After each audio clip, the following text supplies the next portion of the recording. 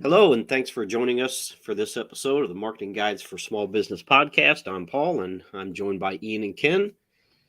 And today we're going to talk about Google ranking signals. You do a quick search, and you'll find all kinds of articles and advice out there telling you that there are like 200 variables that Google uses that can affect how a web page ranks. But there's a huge difference between what might impact SEO and what is actually a confirmed and proven ranking factor. And there's also best practices that should be followed, but that doesn't necessarily translate into that being a Google ranking factor.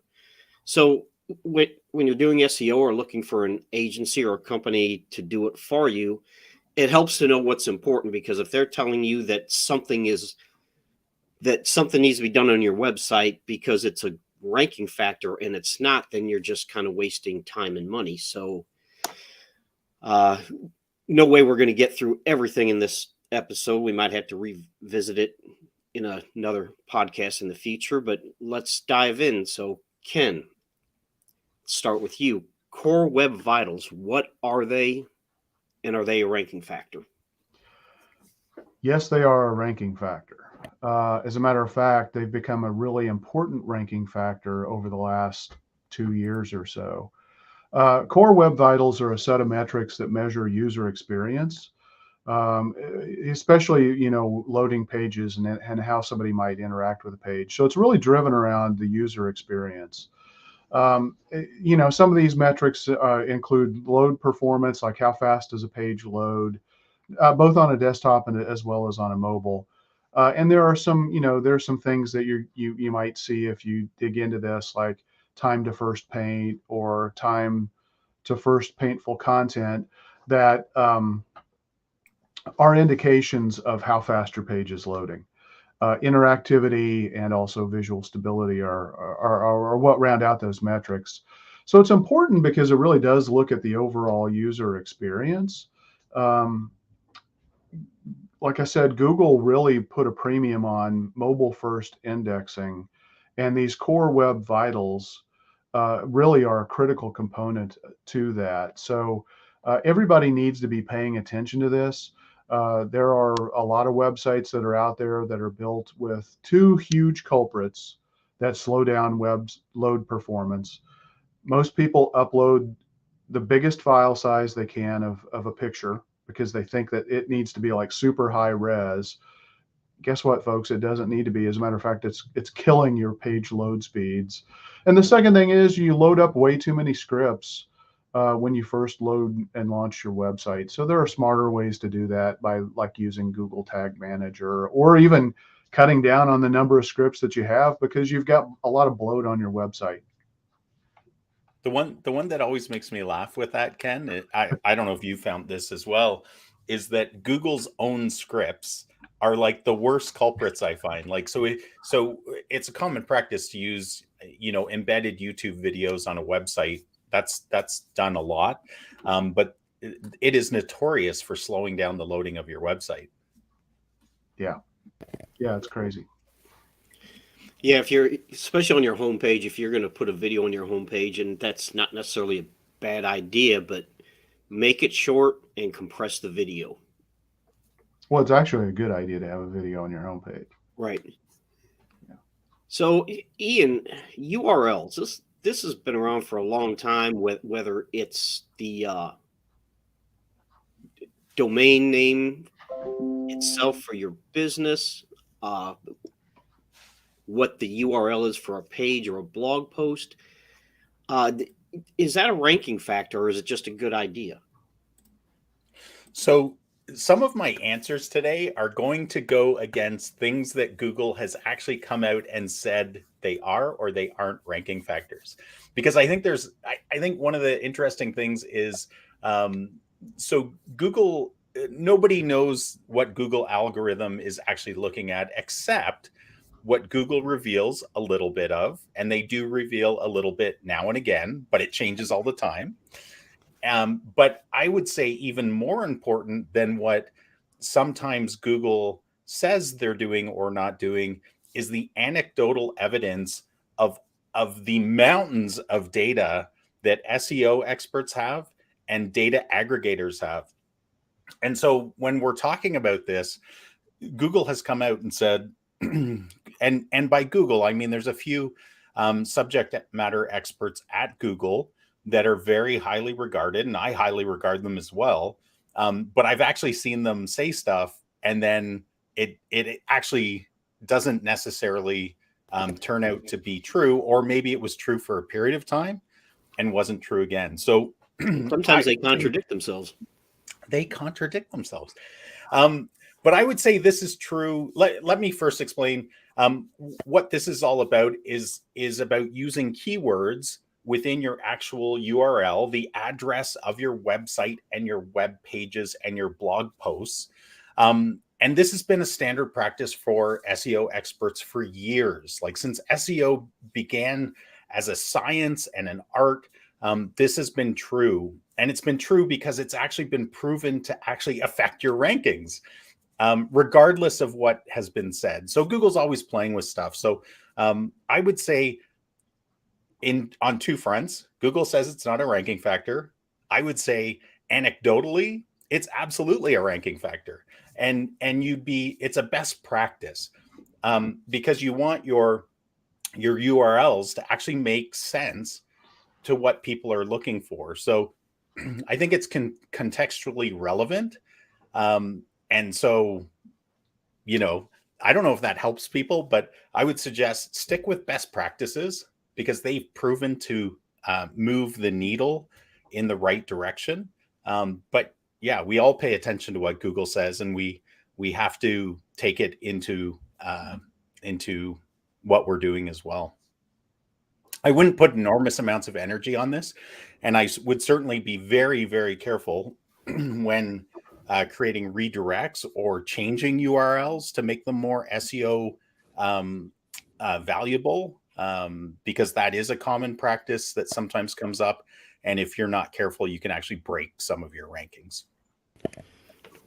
Yeah, I wouldn't change URLs for the sake of changing URLs, because then, like you said, now you have to go do redirects. And one thing Google always says is relevancy matters. Well, if relevancy matters, then shouldn't your URL be relevant? Seems to me. Yeah. Well, here's an example. So this is where I feel like sometimes they're talking out of both sides of their mouth, if that's an expression we can use. So when another one we could use.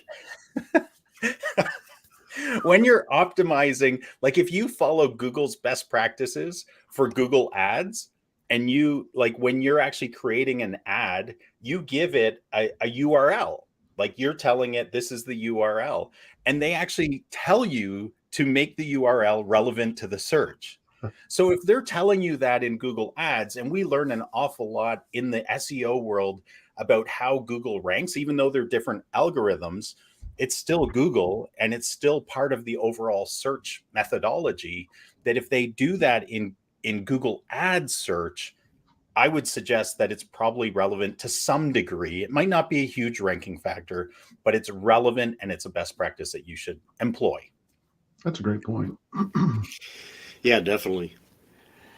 So, Ken, we hear a lot about alt text, and there's a lot of articles saying that this is a ranking factor, but has Google ever actually said that alt text is a ranking factor? Well, I think it's important, people may not be familiar with alt text. You may have heard alt tags, alt attributes, alt descriptions. Basically what this is it's a description, a short description in HTML of what the image is on the website, because the search engines can't tell what the image is. They can only read the alt text of what you tell it that it is. So yeah, we don't really know, but what we do know is that it does play a role in web accessibility. It helps people who need to use a screen reader, for example, know what that image is. We also know that the images, they should be relevant. The alt tags or the alt text that you're putting on the images need to be relevant to the image itself. And in some cases, if it's literally just decorative, you still should have an alt text, but you can leave it blank. Um, but yeah, I mean, I think from a user experience perspective, uh, it's just the right thing to do, and it's a good thing to do. It does no harm, and if it actually helps a little bit, it's pretty simple to do, and it's pretty easy to do. It's a really common mistake that I think a lot of people make by just uploading a picture. They get sloppy. They upload a picture. They don't care about the file size. They don't put alt text in there. To me, it's a missed opportunity, and it's just sending signals to Google that you don't give a damn about your website. And if you don't give a damn about your website, the person that's owning it and maintaining it, why would Google want to rank it? So, so yeah, I think you just do it. And like I said, it should be relevant. And to the extent that it reinforces the content, the written content that you have on your website, I think that's even better. Yeah, and those are a couple good points there that from the accessibility standpoint, yeah, it definitely relates to user experience, which Google says user experience is a ranking factor. So Right, even if alt text isn't a direct ranking factor, it's probably an indirect ranking factor. right, And the other thing you said about, about when they upload pictures, they'll they'll take a picture off their phone or get it from whether it's Adobe stock that they pay for or whatever, and they don't change the file name. right, And your file name is IMG underscore a string of 50,000 numbers. right, So that's another good point is when you upload a picture, make the file name relevant because that helps because Google sees that. right. And the file name doesn't equal the alt text, although Correct. I mean, you can make the file name and the alt text the same. There's no problem with that. But again, I don't want to give, as an SEO professional, I don't want to give Google any reason to question the quality and care that we're providing of a website. And if you don't add alt text, and you're just leaving Google to make an assumption that maybe you don't care, and I just don't think you want to do that. It's such a simple, easy thing to do, and like I said, it's really important for web accessibility. I mean, if you're going to try to have a web accessible website, which 25% of the population in North America have some kind of disability that limits their ability maybe to use and consume a website. Um, why would you take that risk? I mean, it's just sloppy, lazy. The thing too to remember is that Google absolutely crawls images, right? Like, if I'm looking for an image of Dwayne The Rock Johnson or the Eiffel Tower or whatever, how does Google know that that's a photo of Dwayne The Rock Johnson or the Eiffel Tower? Well, it's because either the file name tells it is, the title of the image within the HTML, the alt text, or perhaps a caption, or the metadata, right? Like there's all these levers you can pull, and it would be silly not to pull those because even though it's never been confirmed as a ranking factor to do alt text, just what you said, Ken, like why would you leave money on the table or opportunity on the table to show up in searches, potential searches? And if Google's crawling them to find what the meaning of a photo is, you can darn well bet that there's interconnectivity between those photos, those searches, and the website that's holding them, right? So it adds value to it for sure. Well, the other thing too is, I mean, Google owns 92% or so of search traffic. Yeah. Not all of that is text-based. Yeah. Maybe 60 some odd percent is text-based. The bulk of the rest of it is going to be coming from Google image searches and YouTube searches, all of which Google owns. So again, if you're not doing alt text, you're just making it harder for Google to index those pictures, which may be the result that helps somebody get to your website in the first place by finding an image. Even photos on your Google business profile, right? Even though you can't do alt text in those, your descriptive text is Right. similar. Yeah, Yeah. absolutely. And your file name. Yep. So details matter. Content matters. Yes, it does. So, Ian, click depth. This relates to website structure or architecture, as it's called. And all the while, this was all the rage a little while back, and everyone said you had to have a flat website architecture to make it better for Google. So, what does it mean to have a flat website structure, and is it really important? Is click depth important? Yeah. So I think it's important from a couple different directions that you come at it from. One is it's not a significant ranking factor that we can tell from Google, right? It is a ranking factor, but not a significant one. But it goes back to what you guys have been talking about, which is user experience. And if you're so click depth, first of all, just to give people an example, say I'm searching for a particular type of Nike shoes because I love their shoes and I want this particular pair, and I get a search result that takes me to a website, but it doesn't take me right to those shoes for some reason. And so I start to look around on the website and it takes me like 8 clicks to find the shoes. From a user experience standpoint, that's horrible. It took way too long to do that. Ultimately, I should have been able to just type in the particular ones I was looking for into a search box, or do a drill down in the menu really quick and find them, right? An expandable menu. Because the ultimate goal is to get people to the content they're looking for as quickly and as easily as possible. So I think from a user experience standpoint, click depth is absolutely vital.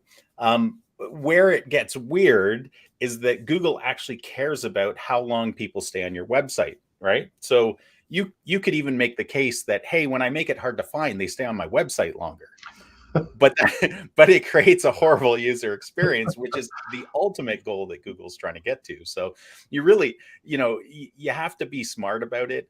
You have to make it easy for people to find, and this is definitely something that web designers and kind of web architects should be paying attention to when they're building the website, but also when they're optimizing it for search.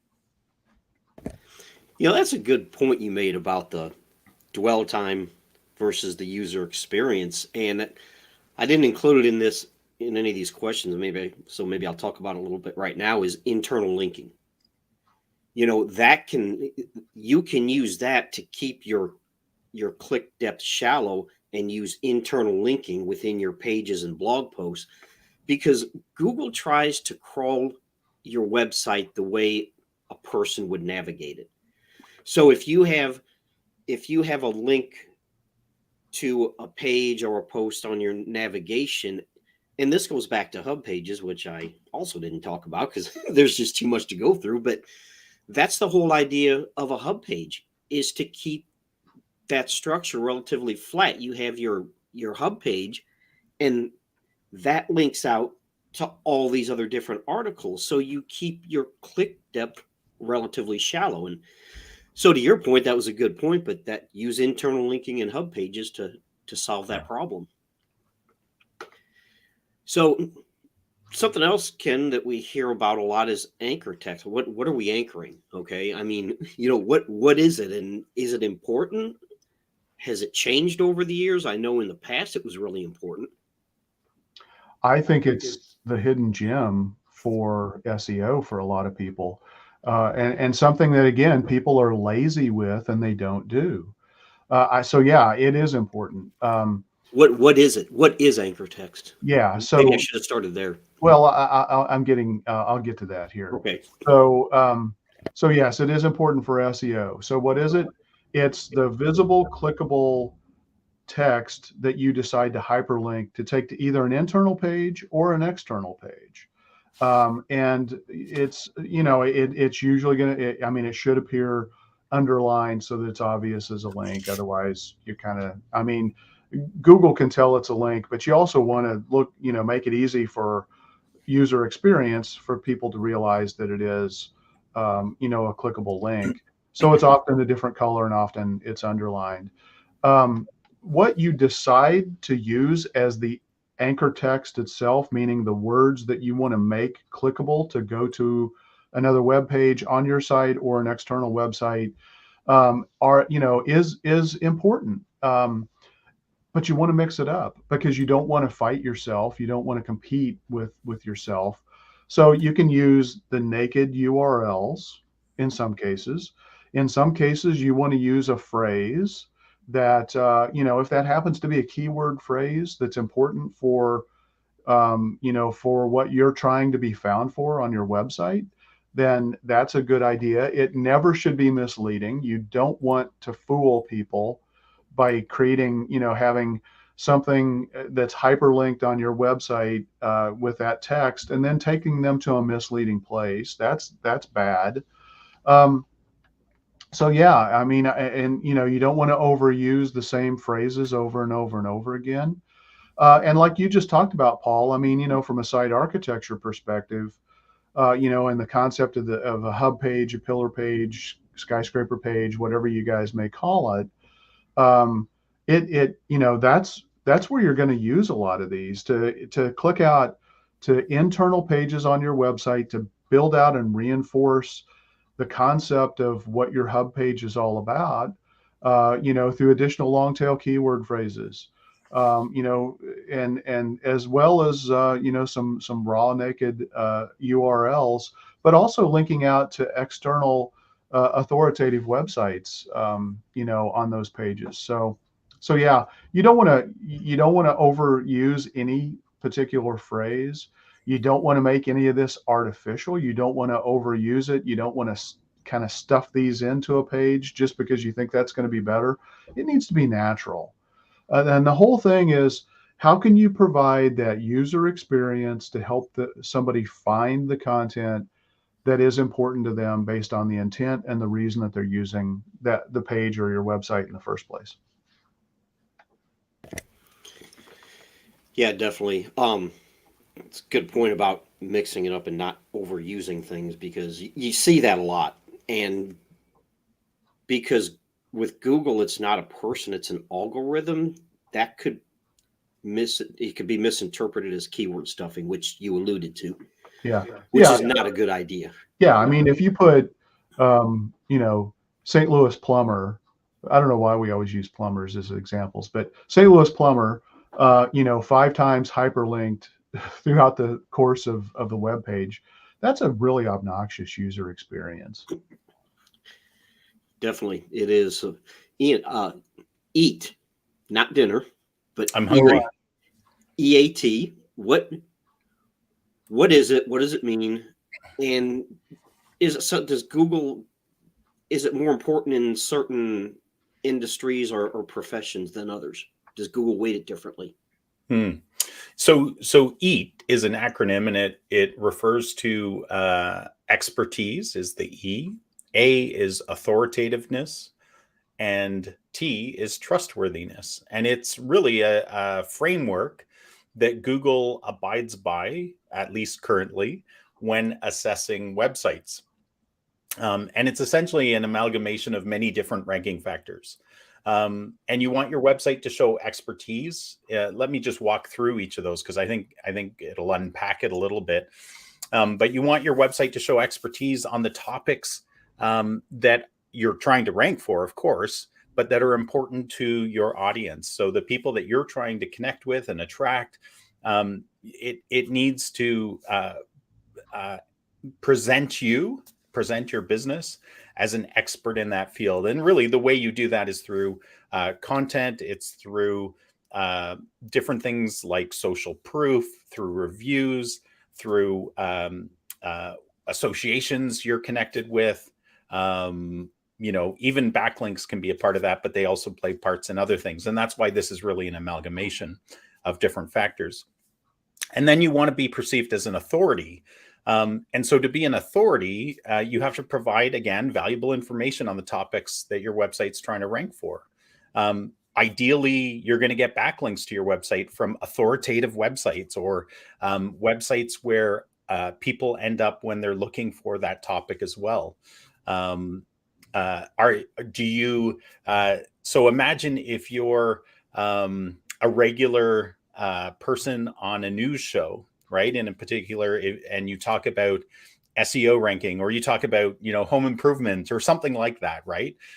Getting that kind of link power from the news website, super powerful, because they have a high authority rating in the world of search engine rankings. And then trustworthiness, I already mentioned, reviews. That's super important. Social proof, even just the validity, again, of the information that you're sharing. So if you share all kinds of stats and they are totally different than what Google's finding on authoritative websites, where you would actually gather information about those stats, then that could be a trustworthiness red flag for Google.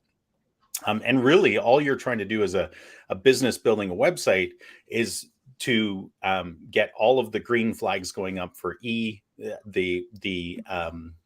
expertise, authority, and trust. And when you get all those working in concert, which is what Google's looking for, they see that as, first of all, are you relevant? And they want to send traffic to you because you're doing the things that they want you to do.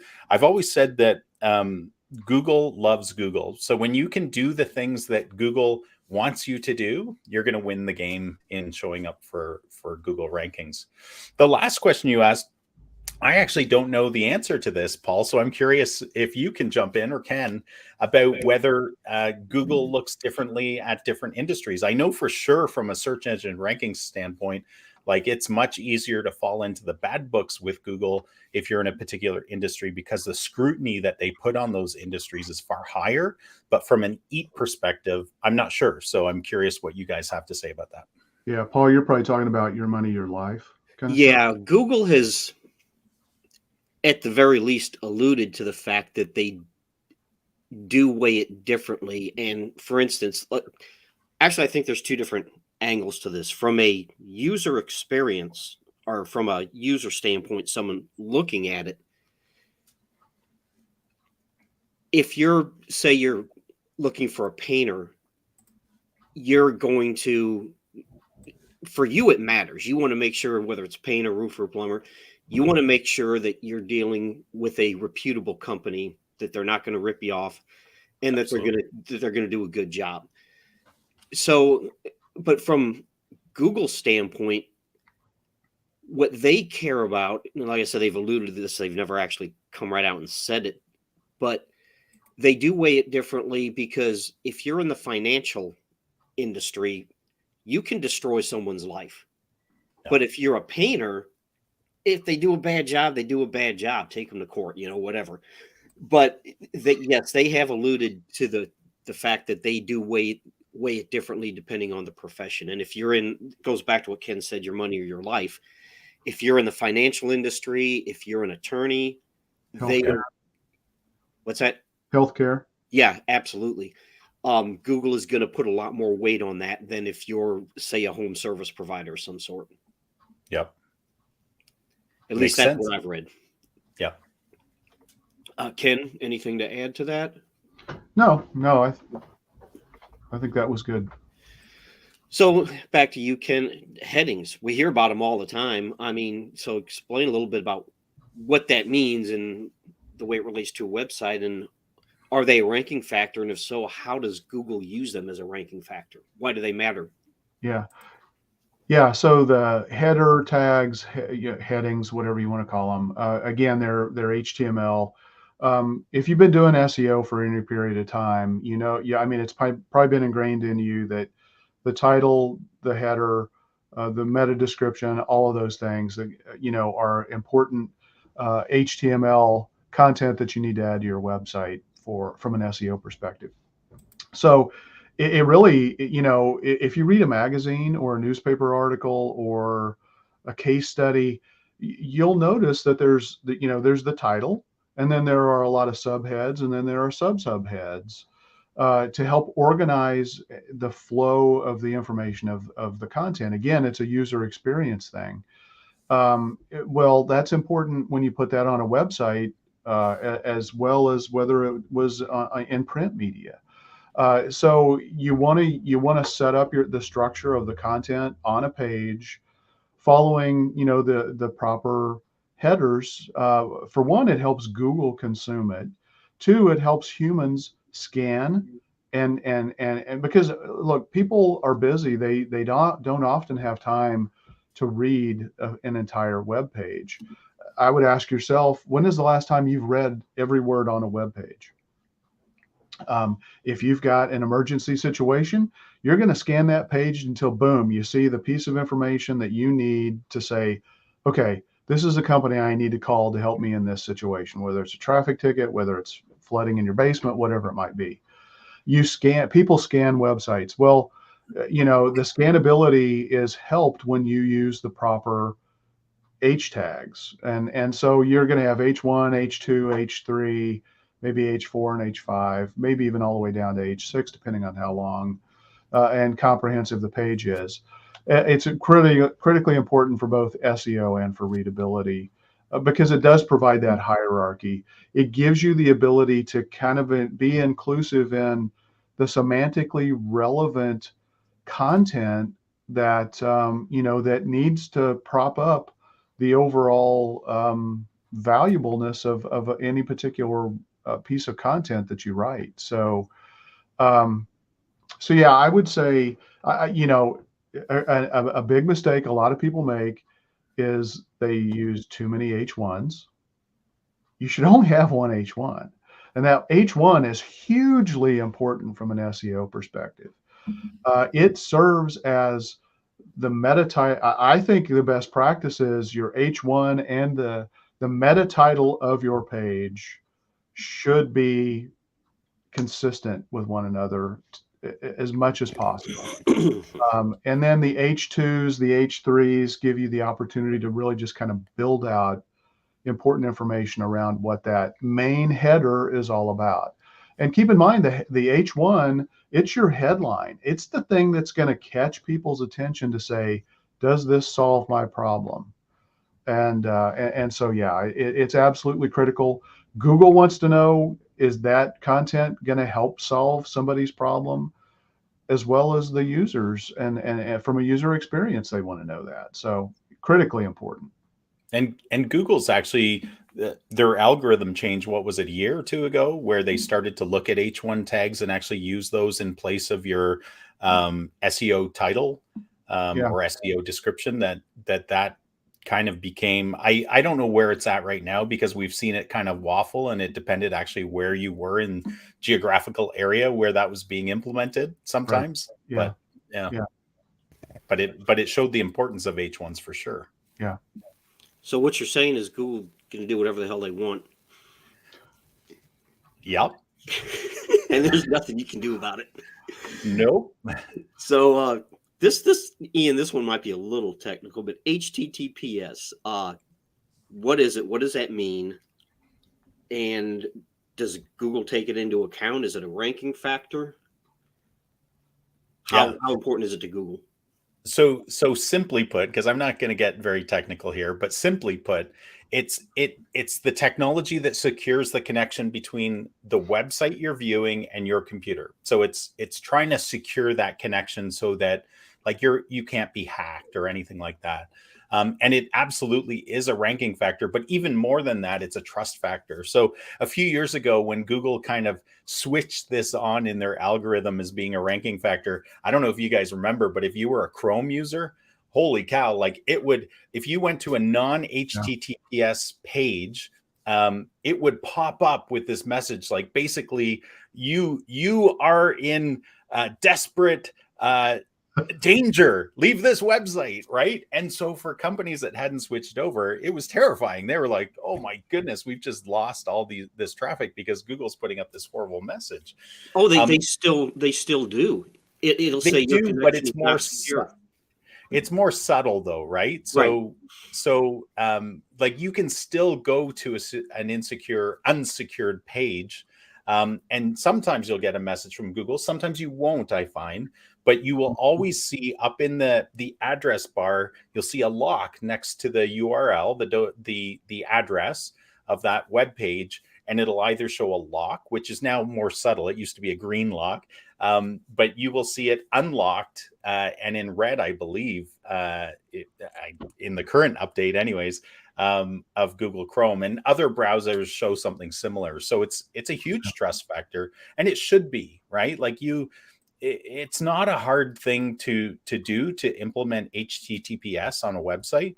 So businesses that aren't doing it and haven't done it yet, they really show that, first of all, they're not serious about their online presence, or secondly, they don't care. And both of those are really negative vibes that you're sending out to people online. And again, it just goes back to giving Google a reason. I don't believe you want to give Google any reason to question Right. how much you care about your own website. If you don't care about it and you don't maintain it and you don't do all of the right things, then why would Google want to rank you and present and use up some of its valuable reputation as delivering quality search results? Yeah. You just don't want to do that. Yeah, and one thing I've noticed is, well, it stands for Hypertext Transfer Protocol Secure. And back to what you were saying, Ian, about the page popping up, what I've noticed is that if it's the first time you've gone to a website that isn't HTTPS, you'll get a page that says your connection isn't secure and you have to click on advance and you can still go there. Well, now it's cached in your browser because Google caches everything just to cause problems. And if you go to that same web page again, you won't get that message. Right. Is what I've noticed. And I've also seen it happen where it says it's HTTPS, but you'll get that message from Google, and that's probably caused by an HTTP page being redirected to an HTTPS page, because when you redirect from a non-secure page to a secure page, that pretty much negates, in Google's eyes, the benefits of HTTPS. So right. I've seen that as well. Right. And we would call that in the industry mixed content, right? There's mixed content on your website, some secure, some not secure. Which yeah, that's one form of mixed content, definitely. Yeah. Yeah. And that can happen with internal links. That's God, you could do a whole podcast on that. So we'll stop there. So Ken, local citations. There's a lot of mixed information about this. I mean, is it a confirmed ranking factor? And if it's not, why bother? Yeah, I don't know that it is a confirmed ranking factor, but I think it's, again, very important because, we're in the world of SEO today, it's all based around signals. And, as Ian talked about, expertise, authority, and trust. So this, citations can do a lot in the trust realm. If information about your business is incorrect on directory sites, which is what, is a large source of citations, you're giving the search engines and you're giving people a reason to question the trustworthiness of your business. So citations can come from, directories, social media platforms, or other business listing type sites. Generally, you might hear this phrase: name, address, phone number, NAP, as we also call it, as an acronym. I still think it's a best practice to get this to be consistent across as many of the important directories as you can across the web. It just sends important signals, and signals are a cumulative kind of thing. So individually, does one directory, does it carry a lot of weight? Maybe, maybe not. Some more than others. Not every directory is going to carry the same amount of weight. But if you do look at the directory, domain authorities, some of them are quite hefty. And so why do you want to let an important, in the eyes of the search engines, an important, trustworthy directory site have bad information about your business and inconsistent information? The other big citation that you really need to think about is your Google Business Profile. That is it is, and arguably it may be the most important, probably is the most important directory. And so you want to make sure that that information is accurate and up to date and consistent with your website. And when you're looking at Google Business Profile optimization, you're looking at relevance, expertise, authority, kinds of things again. But I mean, it's also going to be bounded by proximity and prominence, which is driven largely around reviews. A lot of these directories and a lot that create these citation signals, they are also review sites. And so if people can write online reviews, and it's not only going to be on your Google Business Profile, it could be on, industry specific review sites. If you're an attorney, it could be Avvo. If you're a realtor, it could be realtor.com or Zillow. If you're in the medical practice, there are going to be a whole series of, directories where people can also go write reviews. It all sends signals. So yeah, I think it's important, and I'm pretty confident, and I view it as very much important from an SEO perspective, especially local SEO, because these directories are providing information about, again, your name, address, phone number. So if you're trying to rank for plumber near me or plumber plus, a location, could be a suburb, it could be a neighborhood, it could be a city. Yeah, it's important. Yeah, I think it's what we would refer to as an indirect ranking factor, because it goes back to what you said about trust. If you've been in business for a while and you have your business is on these different citations, these different listings, and you have 2 different addresses and 3 different phone numbers, and that's a trust issue. Even with Google, they're like, which one's correct? So Right. like you said, it's definitely important, and it's probably at the very least an indirect ranking factor. Well, it's also important from the human element too, because if you happen to find information on one of these directory sites, and it could be your Google Business, a Google Business Profile that you find, and somebody's hours are incorrect, and you drive 20 or 30 minutes to go to someplace only to find out that, hey, you know what? They're not actually open like they said they were. Yeah. Are you ever going to get another chance with that business? Maybe, maybe not. And you could get a 1-star review, Yeah, which is a whole nother problem. that's right. So, Ian, I'm going to group a few things together here because it's something that we hear a lot about. I think a lot of the information out there about it is wrong, but bounce rate 404s and AMP, what are they, and does Google really care about them? Does Google use them as a ranking factor? Yeah. So the first one you asked about is bounce rate. And that's the percentage of times that visitors come to your website and immediately leave, right? It's not like they look around and then leave. It's pretty much an immediate leaving of your site.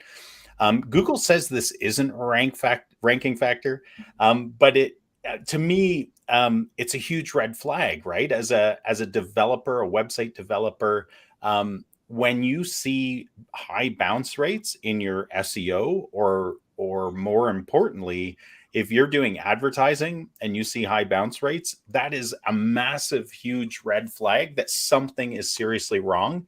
And I'm highly suspicious that Google doesn't pay attention to that, right? If they send traffic to your website and people immediately bounce, because again, going back to the analogy of looking at both Google Ads and Google Search, on Google Ads, it's huge. Like your quality score goes down immediately and precipitously if your bounce rate is high, because to Google, it's a signal saying, hey, we're first of all showing your ad.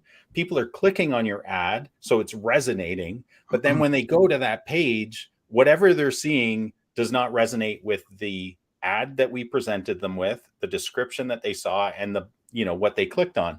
And so to Google, that's a big red flag from an ads perspective. And again, anything we see in ads, it's applicable in search to some degree as well. So again, Google says it's not a ranking factor. I'm suspicious it's a ranking factor.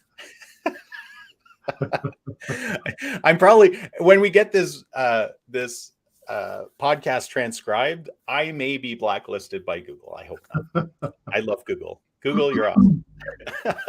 404s.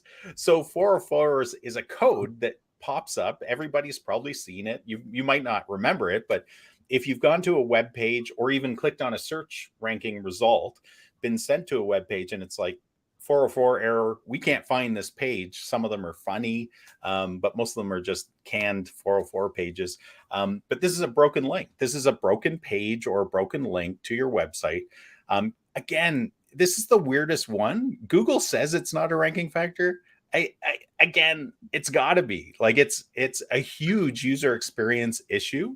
Right. And anecdotally, again, from all the data, the mountains and mountains of data that we've seen over the years, it's a huge ranking factor, because Google doesn't want to send, first of all, if it's a direct link from search and they're sending you a broken page, that goes against the whole EAT principle, the framework, right? So regardless of what they've said, like, you got to clean up those broken links, the broken buttons, the broken pages, the interlinking, even when you're linking out to other websites.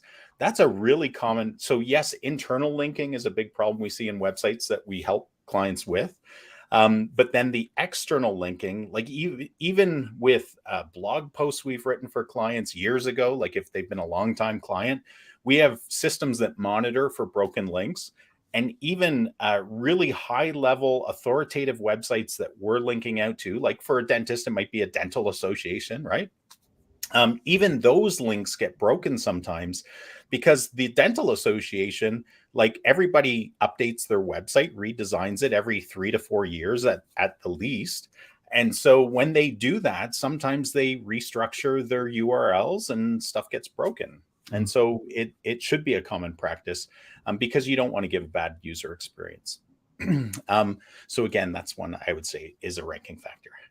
AMP, AMP, again, is an acronym, and it stands for Accelerated Mobile Pages.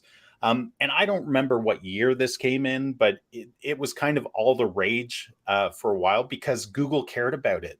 And it was kind of in that time when, especially mobile devices did not have, they didn't have the fast data that they do today. And I think that's why Google doesn't care about it anymore.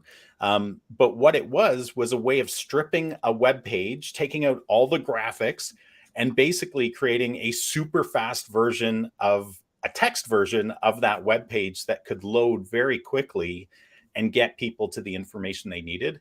It wasn't a very nice user experience, because who just wants to see, it's like looking at just the body copy from a newspaper, right? Like that's not really very compelling.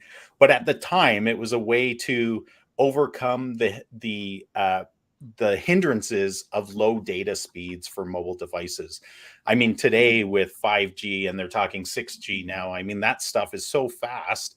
It's almost faster than your internet connection at home. Sometimes it's just, it's there. So, yes, everything still needs to be mobile optimized, but AMP is not I'm curious what you guys think, but I haven't seen it talked about except in a form of, like, why would I bother investing in kind of a second version of my website when I can create a responsive mobile optimized version of my website? Yeah, my take, like what you said about bounce rate, I don't completely disagree with. I don't know how much they pay attention to it from the standpoint. And the reason I say that is we've all done this. How many times have you gone to a website to get a phone number and then you leave?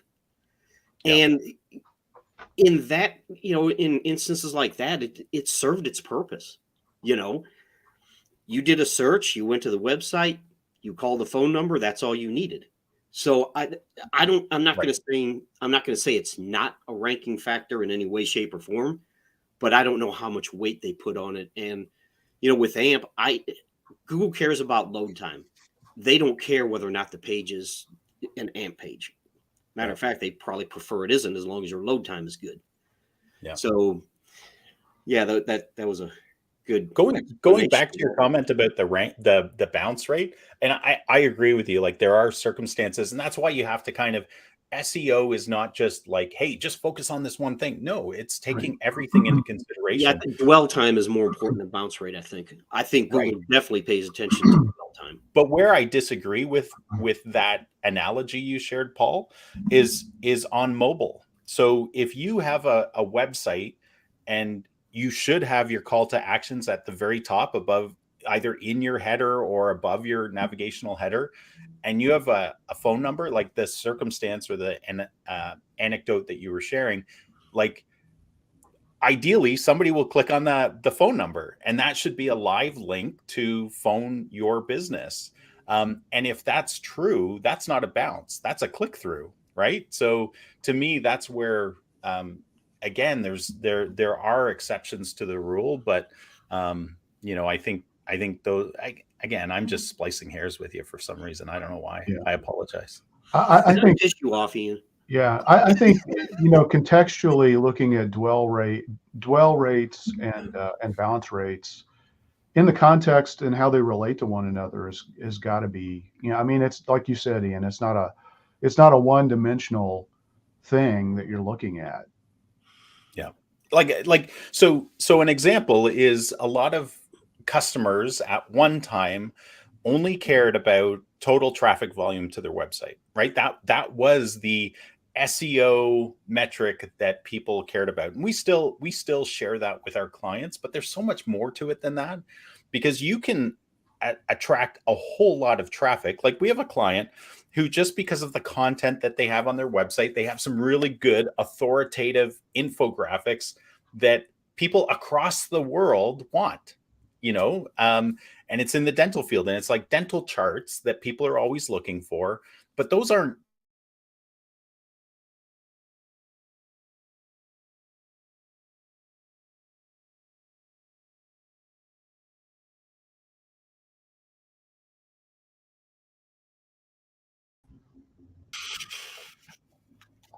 Sorry about that, folks. Not sure what happened.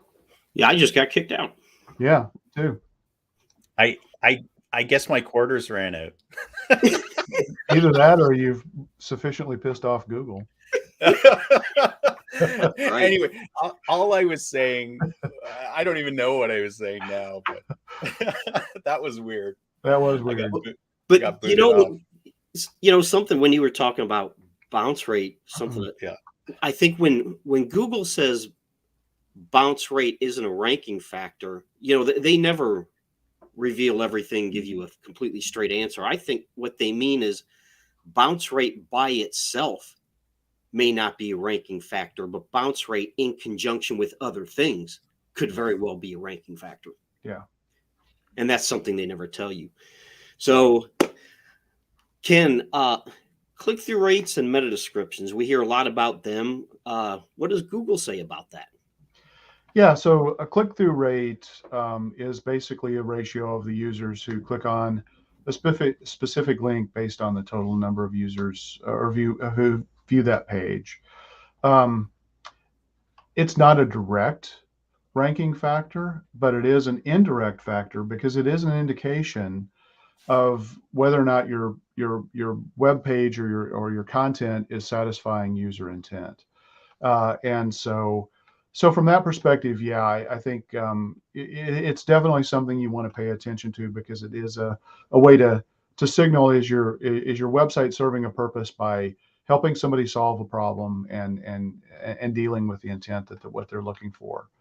Meta descriptions, again, this is HTML that you put on every page of your website, and if you don't, then you're missing an opportunity, and you're not taking care of the low-hanging fruit in the care and feeding of your website. And it's signaling to Google that, again, you don't care, or you're just too lazy to do it. Is it a direct ranking factor? No, probably not. But again, I don't want to give any reason, especially an easy reason, to that may or may not be a factor. Why even take that chance? meta descriptions do serve a useful purpose too, because they show up underneath the search results when you're getting on the search results page.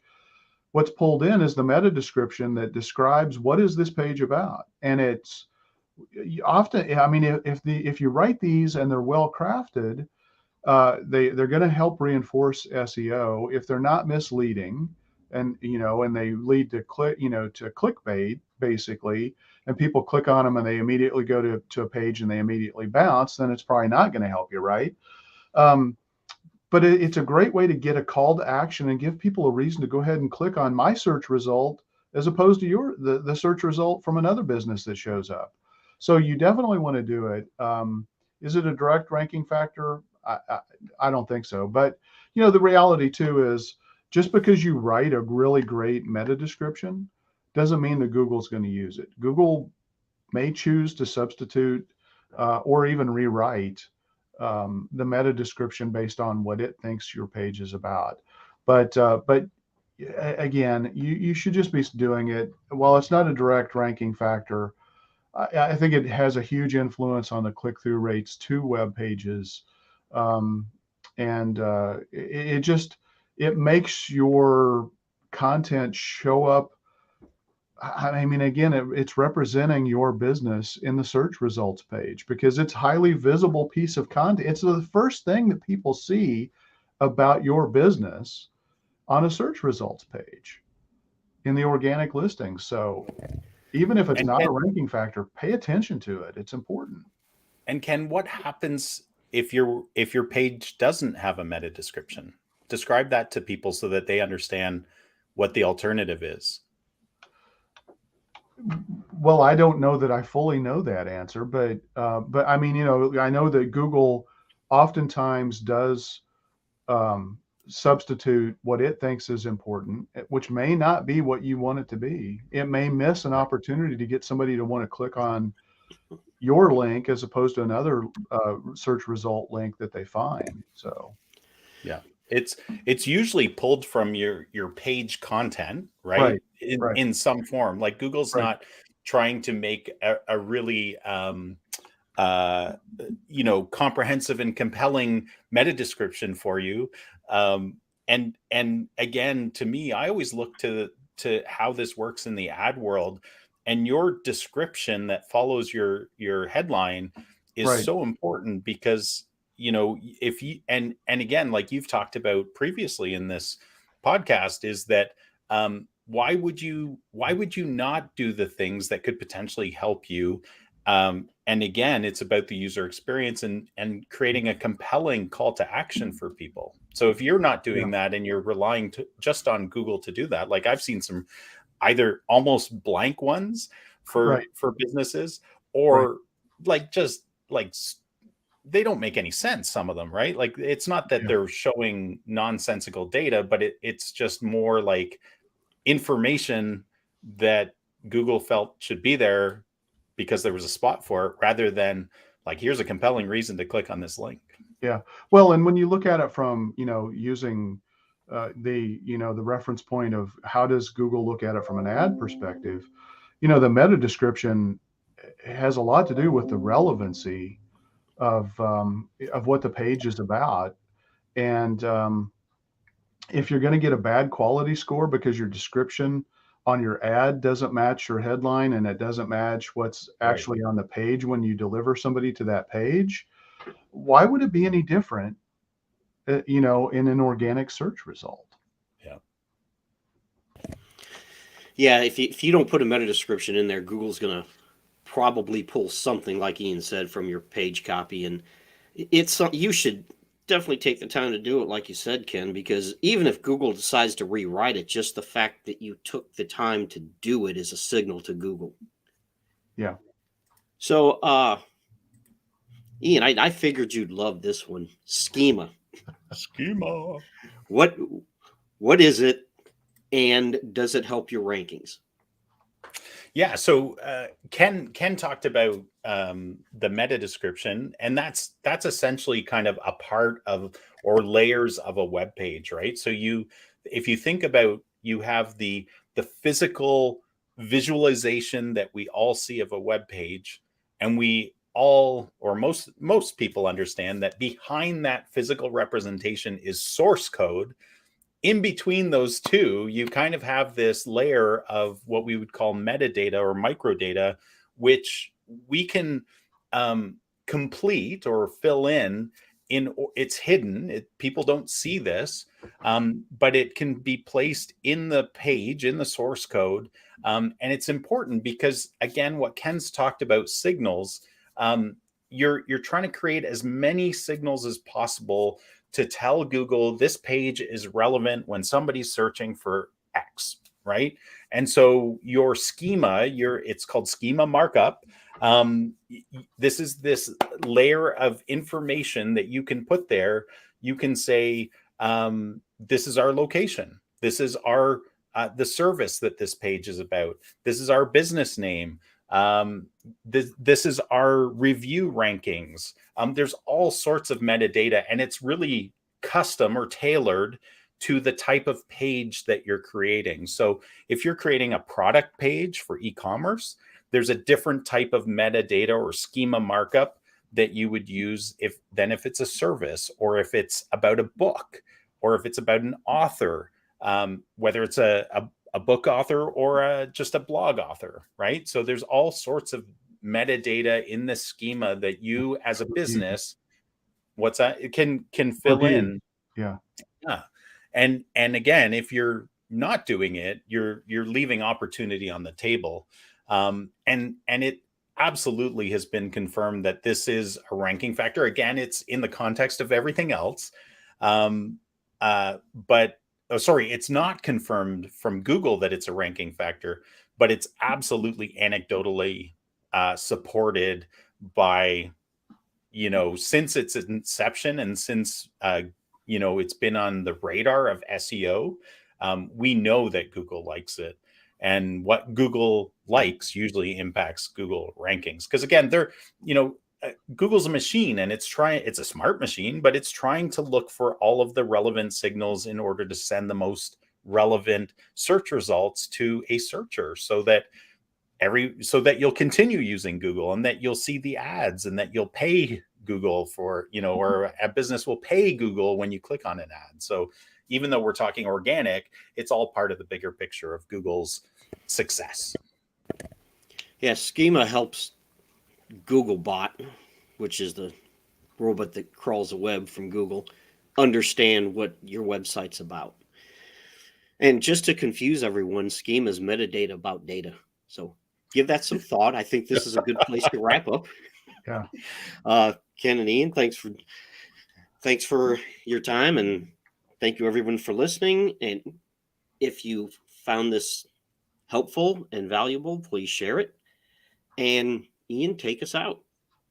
Until next week, folks, keep calm and mark it on.